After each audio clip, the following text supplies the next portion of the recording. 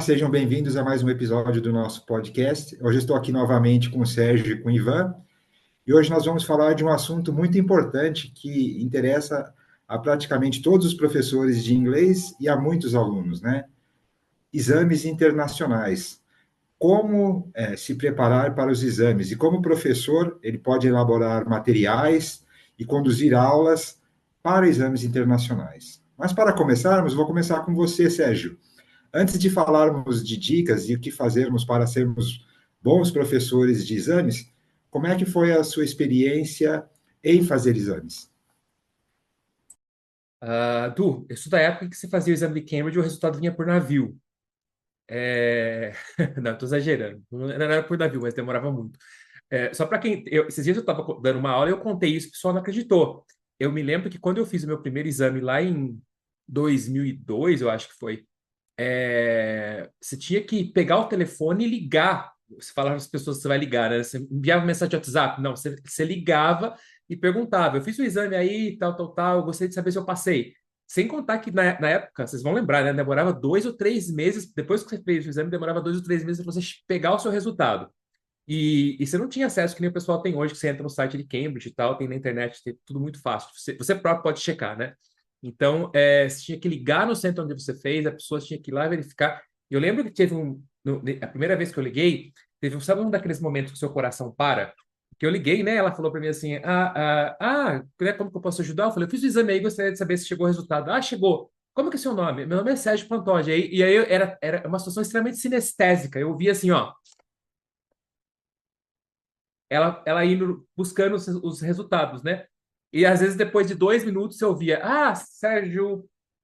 Aí eu confirmava, né? Falava: você passou, meus parabéns. E aí eu quase tive um ataque cardíaco. Então eu sou dessa época. Então as coisas eram bem diferentes lá. Vocês vão poder corroborar isso. Era bem diferente lá atrás, né? Eu tive sorte. Daqui a pouco vai parecer que isso aqui é tudo combinado, né? Porque sempre eu falo do Ivan. Eu tive sorte de ter encontrado o Ivan na época, porque a primeira pessoa que me falou dos exames de Cambridge foi o Ivan. Foi ele que colocou a semente na minha cabeça, né? Da necessidade de fazer, do porquê fazer, da importância, como que isso, desde o início eu falei para ele que gostaria de ser professor de inglês, então naturalmente ele já me guiou por esse caminho, né? De fazer os exames para provar que eu tinha um determinado nível de inglês. Então todo o meu processo, eu posso falar que pelo menos, no mínimo, até eu conquistar o CAE, né, que hoje é o C1 Advanced, o Ivan estava sempre muito presente. E então toda a parte do meu preparatório, dos livros que eu ia usar, do material, foi o Ivan me guiando nesse processo. E para concluir, senão eu podia ficar falando isso aqui 3 horas, porque uma que eu gosto muito e é uma coisa que assim, eu fiquei anos envolvidos, né? Mas para cut a long story short, é, foi uma experiência fantástica, porque não era só tirar o exame, né? Não era só o final, não era só o final product lá. O que me ajudou muito foi esse processo, porque nesse processo de me preparar para os exames, eu melhorei muito meu inglês em todos os aspectos, a parte de vocabulário, gramática, skills. Então, é um tópico que é muito importante para mim. Eu tenho, como a gente fala em inglês, é dear to me. Eu poderia, que nem de novo, eu sou apaixonado pelo tempo, eu poderia ficar falando sobre isso, né, por 3, 4 horas. Vou parar por aqui. E você, Ivan? Rapaz, bom, se o do Sérgio veio por navio, você imagina o meu, né? Que foi antes do Sérgio, né? Eu não sei nem como veio, acho que nem uma garrafa jogada ao mar, né, Sérgio? Alguma coisa assim. Eu também sou bem suspeito para falar desse tópico, porque é uma coisa que sempre eu fui muito envolvido e sempre gostei muito, e sempre incentivei muito, né? Incentivei as pessoas a pensarem no assunto. Porque eu acho que a preparação para o exame não é simplesmente a preparação para o exame, é bem o que o Sérgio falou. Você melhora a sua habilidade como um todo, né? Em todos os aspectos. Então, não é simplesmente para passar a prova. Aquele estudo intensivo com aquele foco vai trazer frutos para a vida toda. No meu caso, eu comecei a ouvir do FCI na época, né? Pela professora Inês, que nós três tivemos o prazer de conhecer e que sempre eu gosto de prestar homenagem a ela, que foi uma pessoa que que me introduziu a esse assunto. Isso foi em 95, na primeira vez que eu comecei a ouvir falar. Eu prestei o FCI efetivamente, eu acho que foi em 98, alguma coisa assim.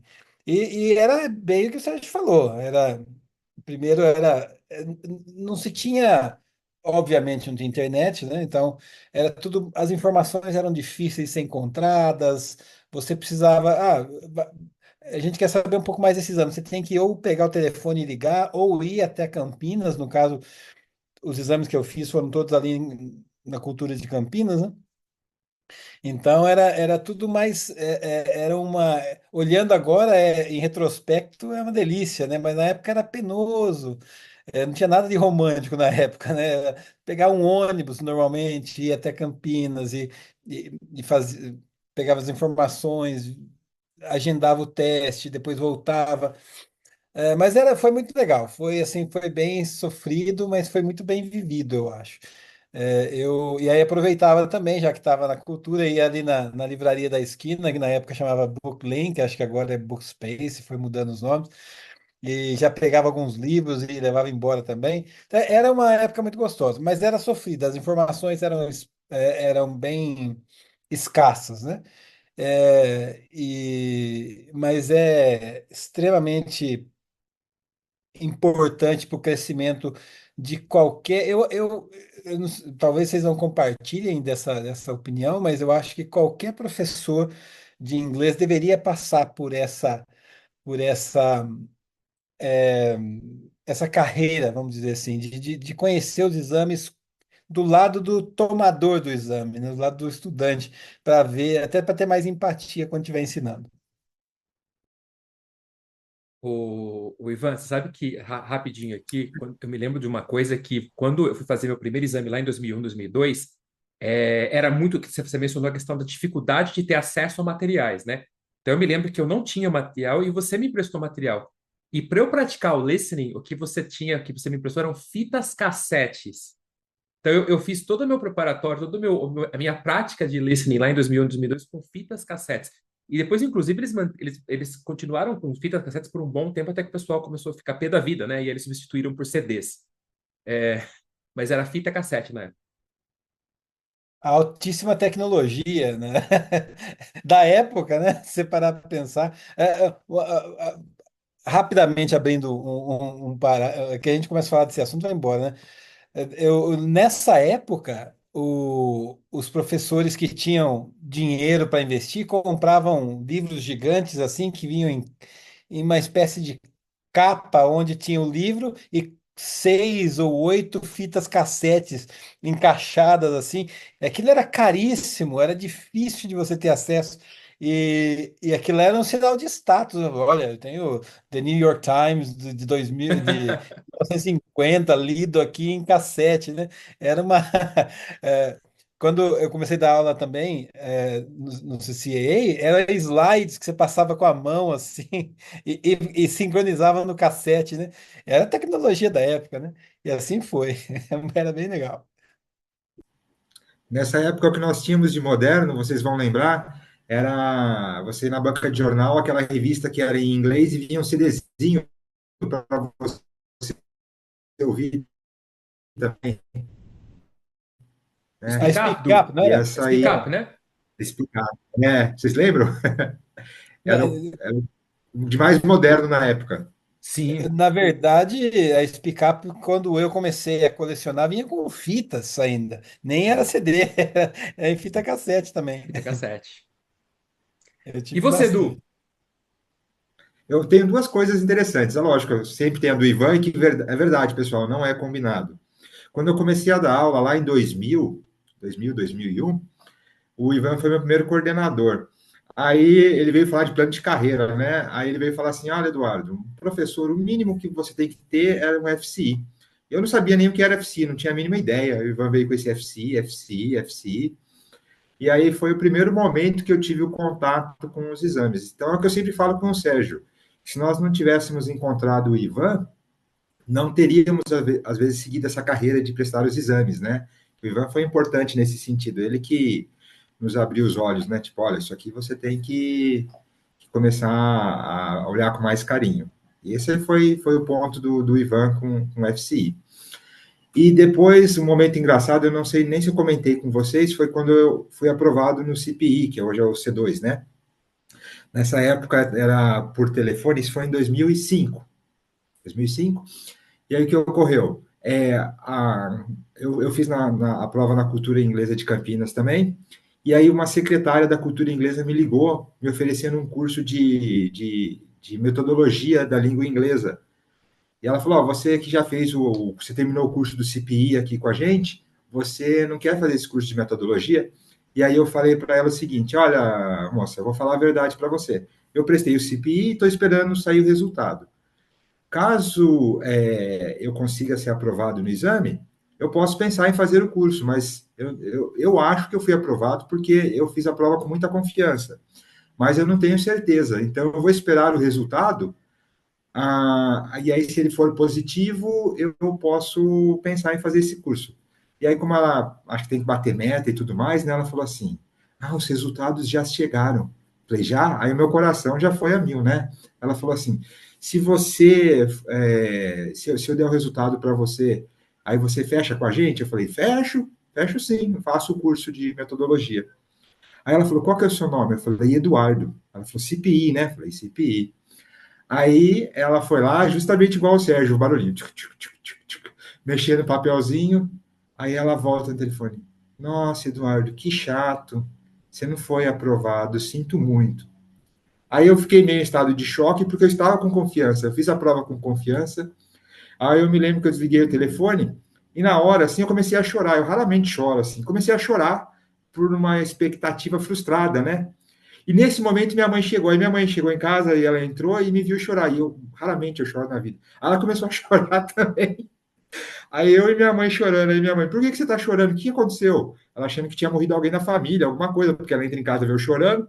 Aí eu falei, não, eu não fui aprovado na prova, eu achei que eu tinha ido tão bem, para mim não tinha como eu não ter passado. Aí ela ficou aquela tristeza, assim. Depois de uns 15 minutos, a mulher não me liga de novo. Oi, Eduardo do quê? Tem dois Eduardo, um foi aprovado e o outro não. Eu falei, Aí eu não tinha perguntado meu sobrenome, ela foi no primeiro Eduardo, e o meu é Povedano, com P, acho que o outro, né, acho não, certeza, ele estava antes que o meu nome. E aí a pessoa que foi reprovada, mas depois de uns 15 minutos, depois que eu já tinha chorado, já estava até conformado, tipo, a bola para frente, aí foi o momento que ela veio e falou que eu tinha passado. Então, tudo é com um pouco de sofrência. Então, vamos aproveitar agora, vamos trabalhar com algumas ideias, né, do que nós podemos fazer para maximizar as aulas de preparatório para exames. Sérgio, que dica você teria para nos dar de speaking? Bom, de speaking, dá para dar várias dicas, né? Mas eu gostaria de focar em uma que eu acho que assim é super importante. Quando a gente vai preparar alunos para exames, independente do nível, seja A2, B1, B2, uma coisa que eu acho que a maior parte dos alunos tem que desenvolver é essa capacidade de interagir com o outro, com o parceiro, com o que a gente chama do partner, né? Então, eu gosto de trabalhar muito turn-taking skills. Para quem está escutando a gente, às vezes nem sabe o que é turn-taking skills, essa é o que a gente faz basicamente quando a gente está tendo uma conversa, né? Se eu estou falando com o Ivan, por exemplo, o Ivan é meu interlocutor, eu falo, ele está ouvindo, depois ele tá falando, eu estou prestando atenção no que ele está falando, ele introduz um ponto, eu ouço o que ele tem para falar, desenvolvo o ponto que ele introduziu, e assim a conversa vai. E quando a gente começa a preparar alunos para exames, nem todo mundo está, embora às vezes o aluno faz isso muito bem na primeira língua, ele tem essa competência na primeira língua bem desenvolvida, ele não consegue fazer automaticamente essa transferência do que ele faz da primeira língua para, no caso, para o inglês, né? Então é muito legal a gente chamar a atenção dos alunos para essa necessidade de ter essa interação durante a conversa. Caso contrário, o que acaba acontecendo é, ou o aluno acaba falando demais, então ele acaba dominando a conversa, né? O que na verdade pode não. O que acontece é que quando isso acontece, do aluno dominar a conversa, seja porque ele não está preparado, ele não desenvolveu estratégias, ou até por questão de nervosismo, dele querer falar muito, os dois podem perder pontos. O que dominou muito e o que não teve oportunidade de falar. Porque uma coisa que acontece, principalmente quando a gente fala de exames de Cambridge, é que os examinadores, eles não vão interferir, por exemplo, caso um esteja falando demais ou outro esteja falando pouco. Então, eles não podem falar, por exemplo, para um candidato, você está falando muito, fala menos. E eles também não podem falar para o candidato, você está falando pouco, fala mais. Então, é uma coisa que os candidatos têm que, basicamente, regular entre si. Então, é importante que você tenha desenvolvido essa capacidade de perceber, por exemplo, que para que os dois sejam bem-sucedidos, eles têm que balancear o quanto eles vão falar, né? Para que eles consigam falar basicamente a mesma quantidade. Então, o que eu gosto de focar, Du? Nesses aspectos que são componentes do turn taking. Então, eu ouço o meu interlocutor falar, como que eu posso mostrar, por exemplo, que eu estou prestando atenção no que o meu interlocutor está falando? Então, a gente faz isso de diversas formas, né? Seja através de body language, né? Você mexe a cabeça, você faz sons, por exemplo, como ou eu até gosto de falar para eles deixarem isso até mais explícito, porque é difícil você esperar que o examinador vai examinar, vai prestar atenção na sua body language, né? Então deixa isso verbal. Então mostrando que eu tô prestando atenção no que a pessoa está falando.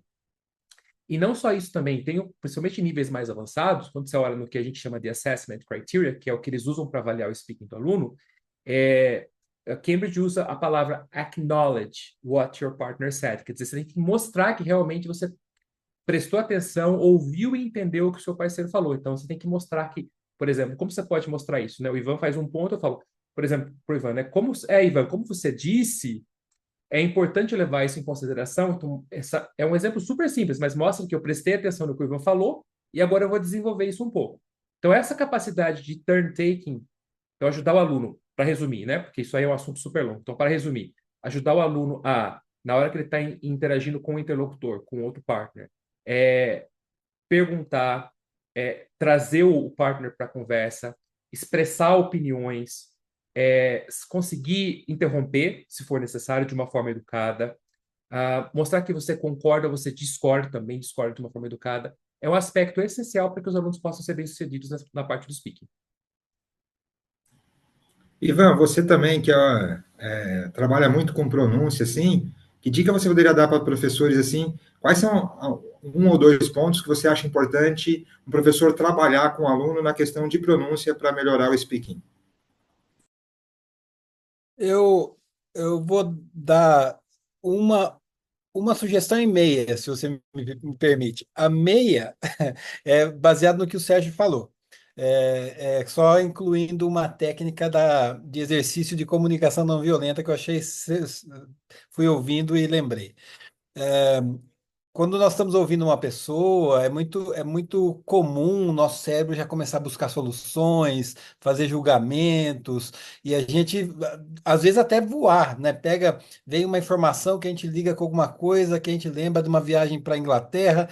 A pessoa está falando aqui do problema que ele está tendo com a namorada, e a gente está lá na Inglaterra lembrando de outras coisas.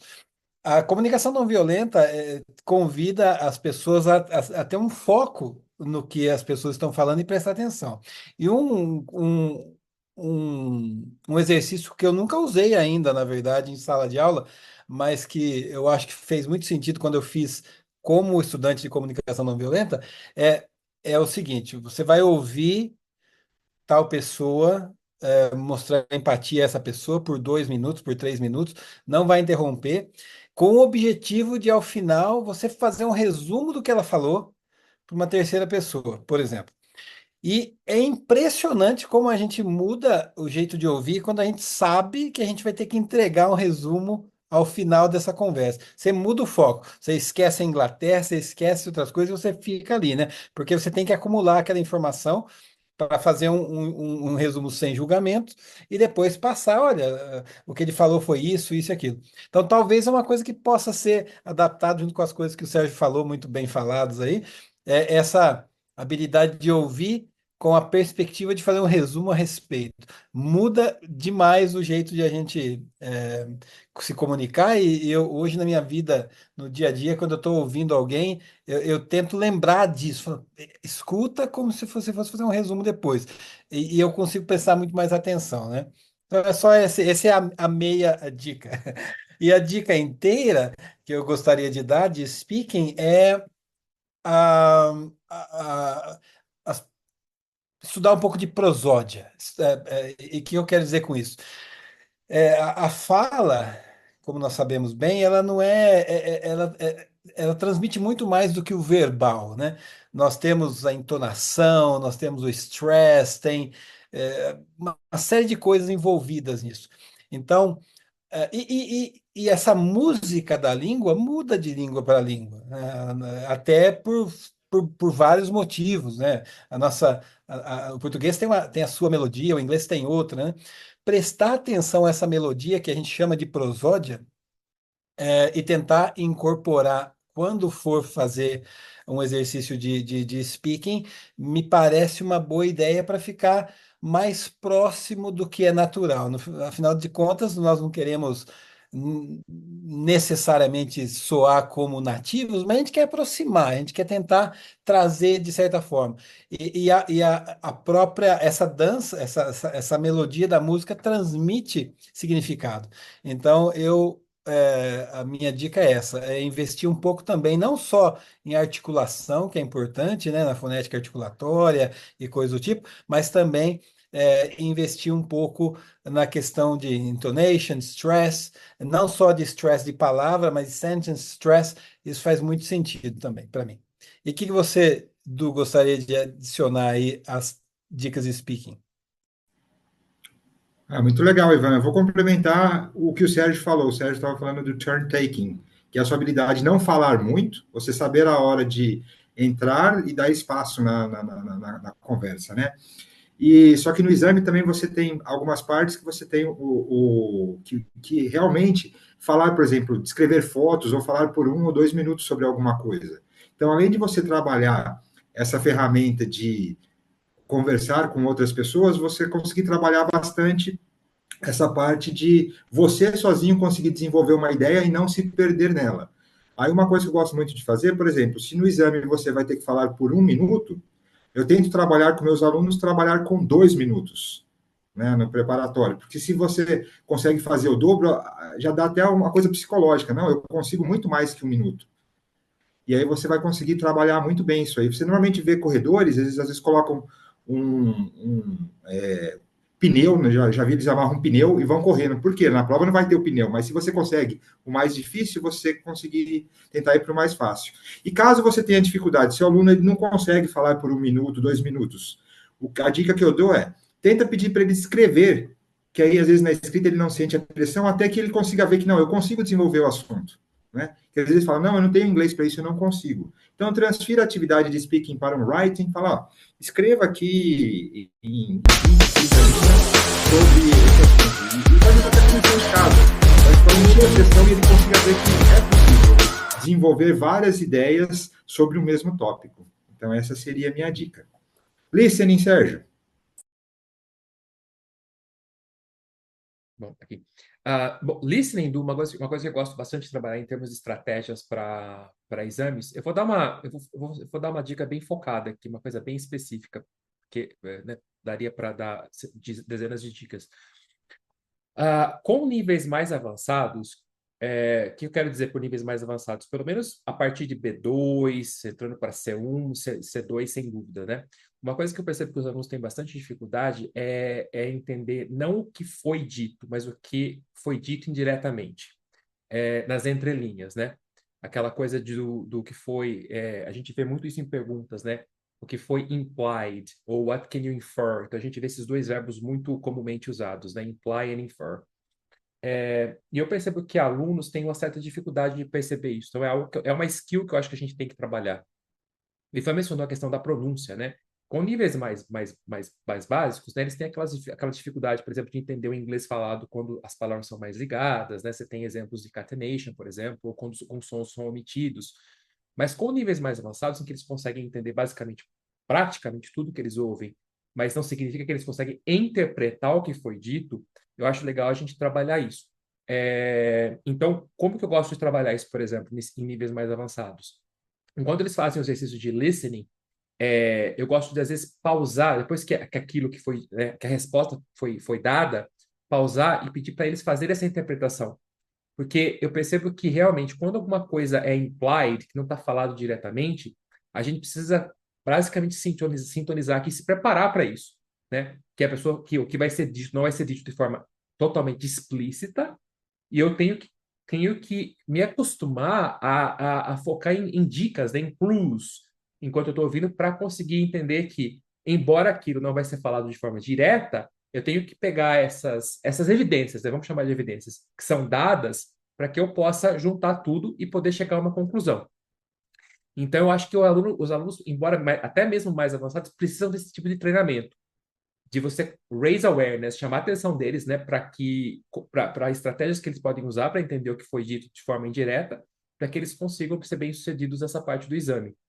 Porque eu acho que se a gente realmente não chamar atenção a isso, não trabalhar de forma direta, é algo que raramente vai acontecer por osmose.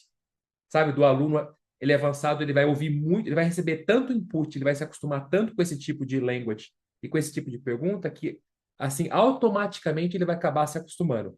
Isso pode até acontecer com um ou outro, mas a maior parte realmente precisa de um trabalho mais focado para desenvolver esse tipo de habilidade nesse nível. Muito legal, Sérgio. E você, Ivan? Algo para falar sobre listening? Com o passar do tempo, eu, tanto como estudante como na prática de ensino, eu comecei a dar muito mais valor para a preparação das atividades e o contexto, de certa forma. Então, de listening, por exemplo, eu lembro o Ivan de 20 anos atrás, colocava o listening lá e vamos fazer o exercício, né? Hoje em dia, na verdade, hoje em dia, estou sendo generoso, desde alguns anos atrás, eu exploro muito mais o contexto em preparação para aquele listening, porque nós não ouvimos no vácuo, a gente sempre ouve em contexto. Então, é muito cruel a gente colocar um aluno, e até a gente, até nós mesmos em preparação para um exame, até de qualquer outra língua, colocar um listening que simplesmente não teve contexto e não. E a gente caiu de paraquedas ali, né? Eu costumava dar um exemplo em sala de aula que era assim: imagina que você está num corredor com várias portas abertas e cada lugar tem e cada porta está tendo alguém conversando lá dentro. E você vai passando naquele corredor. Estão todos falando em português. Mas você vai passando e vai ouvindo, a chance de você não entender o que eles estão falando, porque você não tem contexto nenhum, embora estejam falando português, é grandíssima e você vai passar por várias e você não vai entender nenhuma nada do que está acontecendo ali dentro, porque não tem contexto.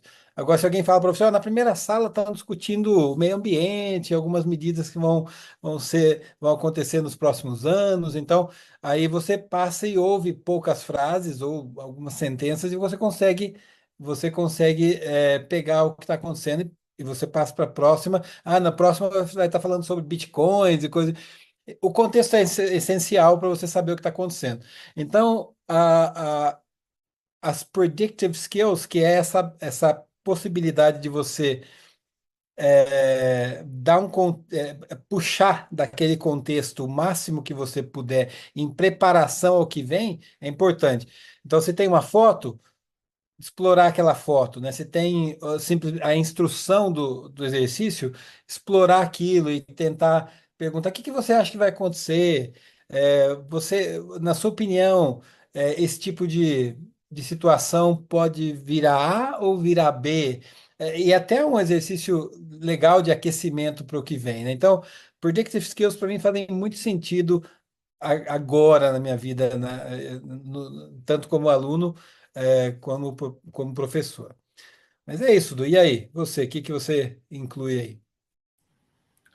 Quando nós falamos de listening, nós temos, os alunos, eles têm dois tipos de desafios, né? O de decodificar o que está sendo falado, quando ele ouve o que a pessoa está falando e ele consegue associar. Ah, ele falou maçã, ele falou mesa, ele falou carro. Né? Você fazer essa decodificação e entender a frase e depois a construção de significado. Para a parte da decodificação, eu acho que o ponto muito relevante que nós podemos trabalhar é o connected speech, que como a palavra é dita sozinha, ela é alterada na frase, né? Quando você liga, corta, puxa, você mexe um monte de coisa quando você está montando uma frase, né? Para você vira para o C, às vezes, em português, né? Para você, ó, não tem nem A, U e vira U.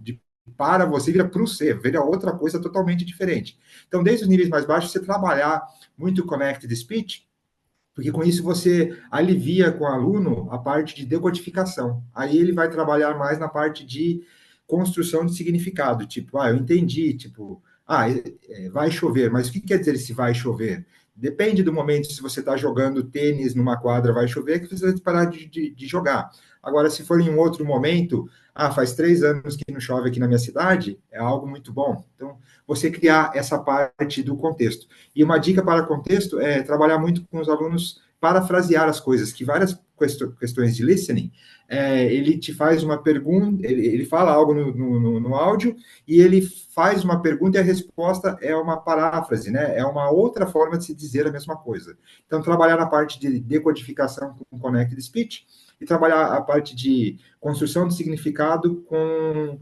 parafraseando frases. Ivan, reading. Para reading, eu vou escolher o bom e velho skimming and scanning. Acho que todo mundo faz. Eu confesso, é mais uma das coisas que a idade me ensinou.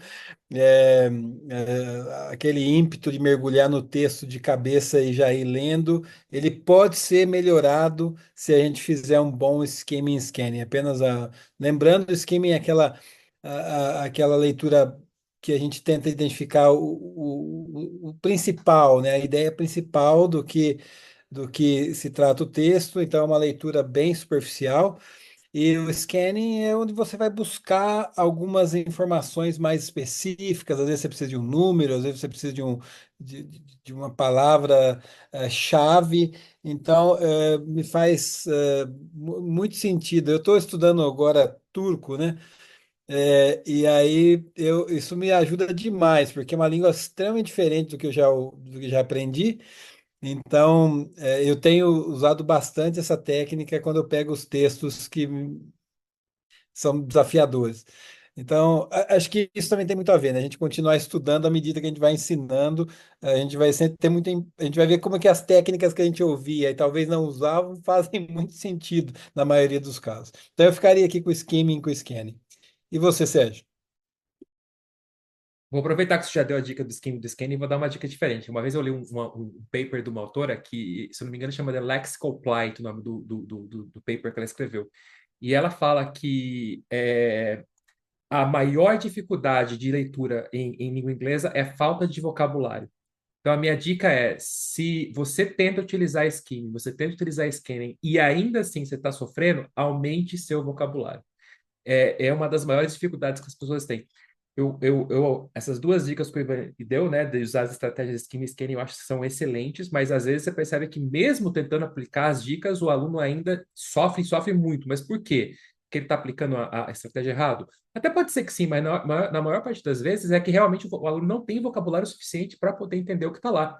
Então, a minha dica é simples e rápida. Se ainda assim você está usando, né, todas as estratégias que a gente discutiu, skimming, scanning, prediction, e está sofrendo para entender o texto, aumente seu vocabulário. Legal. E eu vou dar uma dica também. Leitura tem a ver com interpretação de textos, né? Para os exames, você tem que trabalhar a interpretação de textos. Normalmente, o que nós professores fazemos?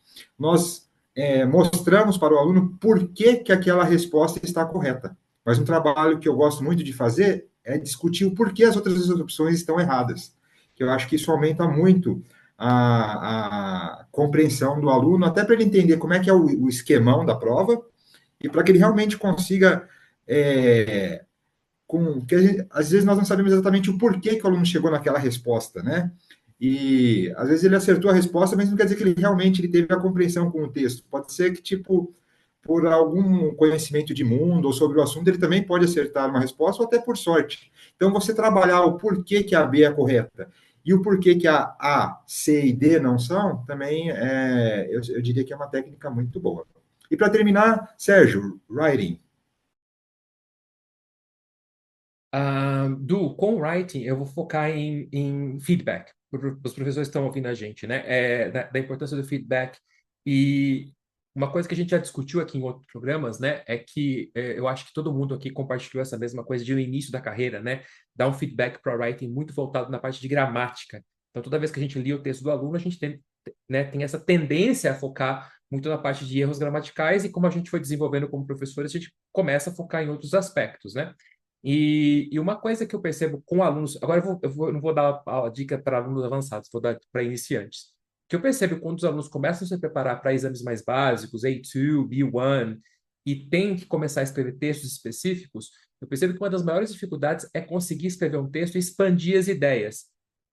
Embora se a gente pegar exames de Cambridge, por exemplo, eles são bem guiados, né? Você tem toda a estrutura do task, tem perguntas para guiar eles, para que eles possam responder as perguntas e desenvolver o parágrafo.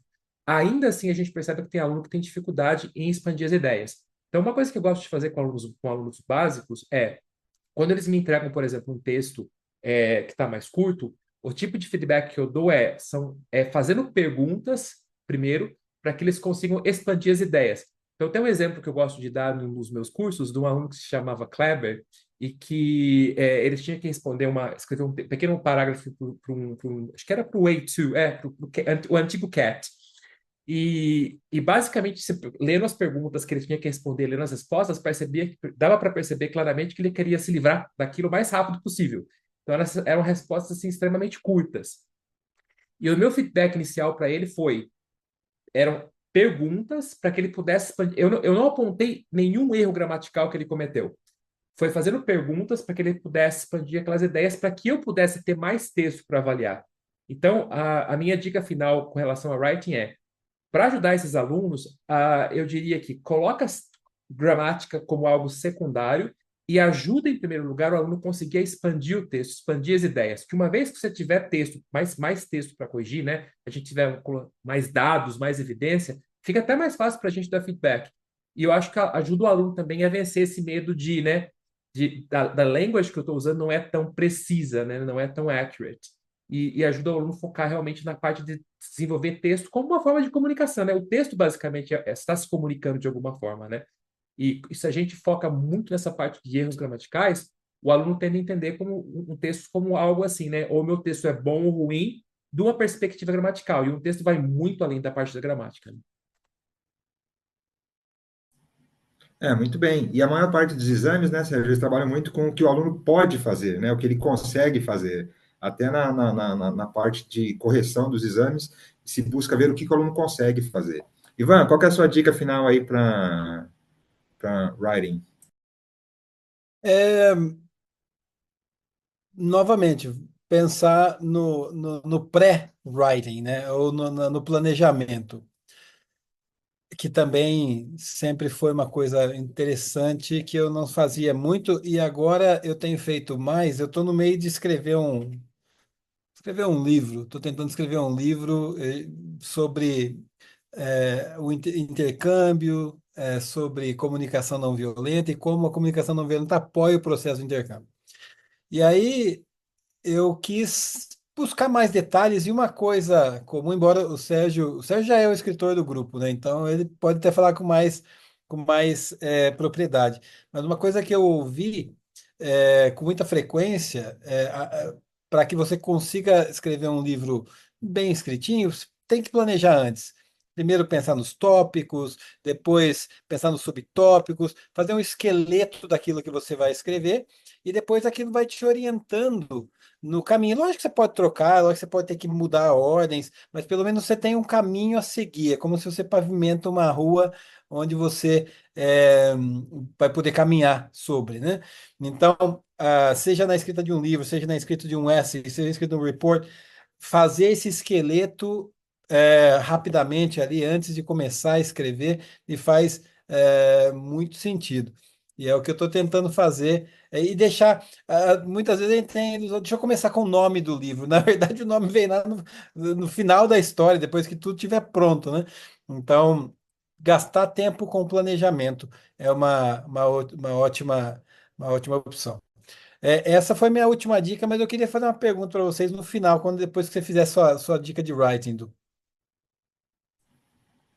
Maravilha, Ivan. E a minha dica é o seguinte: acho que a parte mais importante para exames do writing é você ler muito bem o enunciado com calma, né? Você não se apressar em começar a escrever. Primeira pergunta que você deve fazer: para quem eu estou escrevendo? E anotar bem claro, ó, isso aqui é para, né, para adolescentes, para o diretor da faculdade, para o jornal da minha cidade. E aí, com base nisso, segunda pergunta, qual é o nível de formalidade, né? Ele é formal, neutro, informal.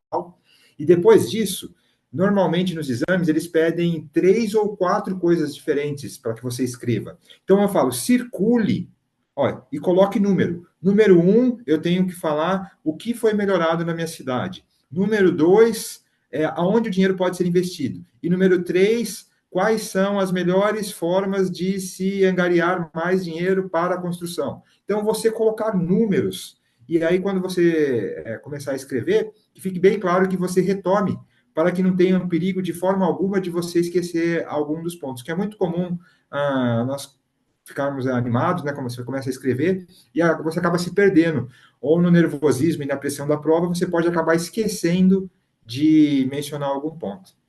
E qual que é a sua pergunta, Ivan? Fiquei curioso. Legal. Não, tem a ver com também uma das dicas que o Sérgio mencionou sobre o vocabulário. Não sei se vocês vão lembrar disso, mas no século passado, quando eu era um estudante assíduo de inglês, eu, é, eu, eu tinha cadernetinhas de vocabulário. E eu enchia aquelas cadernetinhas e colocava, então, eu colocava o vocábulo, o léxico, colocava entre parênteses a- se é um noun, um pronoun, um verb. Aí depois eu dava um exemplo, antes do exemplo, eu colocava a definição de preferência em inglês, e embaixo eu criava 2 exemplos com aquela palavra. E eu andava com esses caderninhos sempre comigo, então eu deixava eles abertos em cima da mesa, enquanto eu estava dando aula, fazendo alguma coisa, eu estava sempre batendo o olho ali, e isso reativava aquele vocabulário. Como a gente sabe, a gente tem que ver muitas vezes uma palavra. Nem sempre, às vezes a gente vê uma palavra e aprende para o resto da vida, mas normalmente a gente tem que ver várias vezes para adquirir aquela palavra, né? Então eu queria saber de vocês, qual foi a técnica que vocês usaram para aprender mais vocabulário ao passar dos anos? Se vocês tiveram uma técnica focada em vocabulário ou não, foram aprendendo. O Du tem a memória que eu nunca vi igual. Eu acho que ele nunca esquece uma palavra na vida, né? Mas humanos mortais igual a nós dois, Sérgio, como que vocês fizeram para aprender vocabulário quando mais precisavam? Essa é a pergunta. Eu vou começar respondendo, né? Porque já que nós somos meros mortais, o Du deve ter outra técnica, né? Então, Ivan, eu acho que até a gente conversou sobre noticing alguns episódios atrás, né? E até eu não sabia que o que eu estava fazendo era noticing, era basicamente o que eu estava fazendo de forma inconsciente, né? De estar lendo, por exemplo, eu estava lendo um livro e basicamente eu encontrava uma palavra nova. A primeira coisa que eu aprendi, Ivan, que eu acho que, assim, que é super importante compartilhar é ser seletivo, né? Você pega, por exemplo, você está lendo lá o Código da Vinci. E aí você vai encontrar 50 palavras na página, 30 são para descrever o mármore do museu. Você vai ter que naturalmente ser seletivo de falar assim, muito legal, essas palavras são interessantes, são extremamente descritivas, mas eu muito provavelmente no futuro próximo eu não vou estar descrevendo o mármore do Museu do Louvre.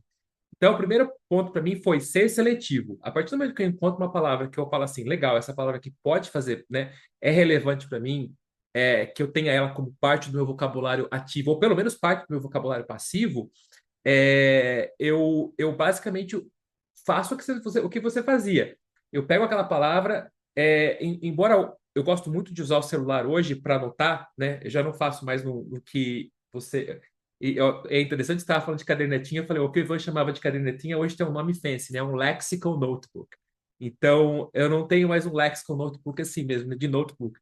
Mas de usar o próprio celular para anotar a palavra, por exemplo, com a definição, collocations, exemplos, que eu acho que o simples fato de você pausar, né, você encontrar essa palavra nova, perceber essa palavra, né, e deliberadamente você pausar, fazer a anotação do significado dela, de uma example sentence, de uma collocation, até que nem se falou, né, tentar escrever uma própria, algo que seja relevante para você usando a palavra, faz o processo se tornar muito mais memorável, né? E vai ajudar você a guardar, porque é aquela coisa que saiu do status quo, né? Vamos falar assim, né? Você não estava só lendo, né? Você estava lendo e decidiu pausar para focar naquela palavra.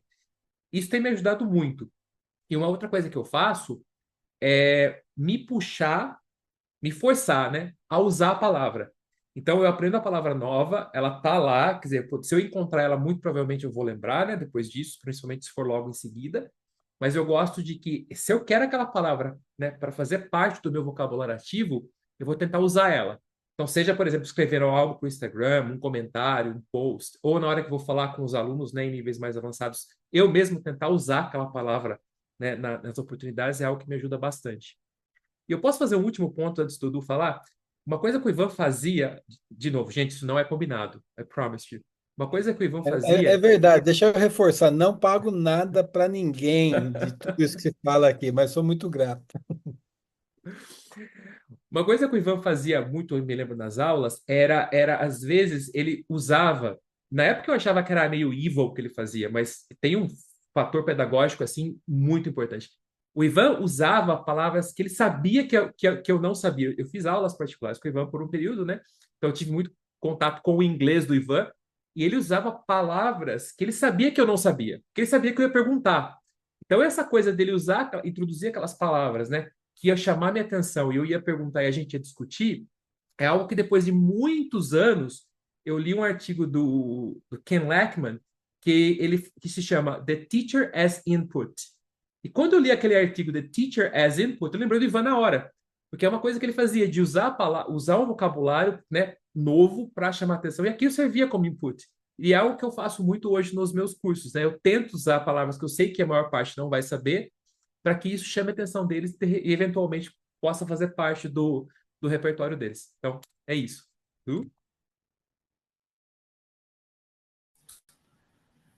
o que eu vou falar está mais ou menos ligado com isso aí, né, pessoal? Nós temos um privilégio agora falando para o público de professores de inglês. Óbvio que é o Ivan que veio falar, não, Eduardo, vai fazer FCI e tal. Eu não tinha nenhum exame ainda. Então, conforme eu fui estudando para os exames, você sempre tem muito vocabulário novo que você vai aprendendo. Eu anotava no caderninho na época, mas qual que era a grande sacada? Eu tentava utilizar na sala de aula para colocar em prática. Então, tipo, eu gostei dessa palavra, eu aprendi isso aqui, eu usava em todas as minhas aulas. Lógico, não nível básico, mas nível para intermediário para cima, eu aproveitava e jogava. E o legal é que sempre os alunos perguntavam, nossa, que palavra que é essa? Nossa, Eduardo, você sabe muito, sabe muito. Acabei de aprender essa palavra, e aí eu usava tanto que eu entrava no... Então, você, professor, que está estudando para aprender, olha essa palavra que você está aprendendo, desde que você tenha um bom senso, para começar no básico, que não cabe ali no iniciante, você está dando aula para intermediário avançado, está dando, por exemplo, um C2, pode aproveitar e trabalhar as estruturas novas, você colocar em prática. É uma coisa que eu sempre usei e que foi muito interessante. E nós, professores de inglês, ou de qualquer idioma, somos abençoados, porque os alunos também nos perguntam várias palavras que nós, por nós, não, às vezes nós nunca pararíamos para estudar, né? Tipo, o aluno vem, como é que fala ornitorrinco? Você fala, nossa, ornitorrinco. Aí você vai descobrir coisas que normalmente você, né? Como é que eu falo a fachada na janela? E aí você começa a treinar esse vocabulário novo. Então, por ser professor, além do gosto que nós já temos com o idioma, os alunos nos ajudam a melhorar o vocabulário. E aí a dica que eu dou para você, professor, é pegar e tentar incorporar no seu dia a dia na sala de aula, que é o que o Ivan fazia com o Sérgio. Não que o Ivan fazia com o Sérgio, que ele tinha acabado de aprender, mas de ensinar coisas novas. Você está melhorando o nível da sua aula e, ao mesmo tempo, você está melhorando o seu inglês. Então é isso, pessoal. Nós esperamos que vocês tenham gostado desse episódio e nós gostaríamos de saber de você, professor, como você trabalha a questão dos exames nas suas aulas e como foi para você também ser um candidato e fazer as provas, né? Nós esperamos que vocês tenham gostado bastante dos episódios e nos vemos no próximo episódio. Até mais. Tchau. Obrigado, gente. Mais.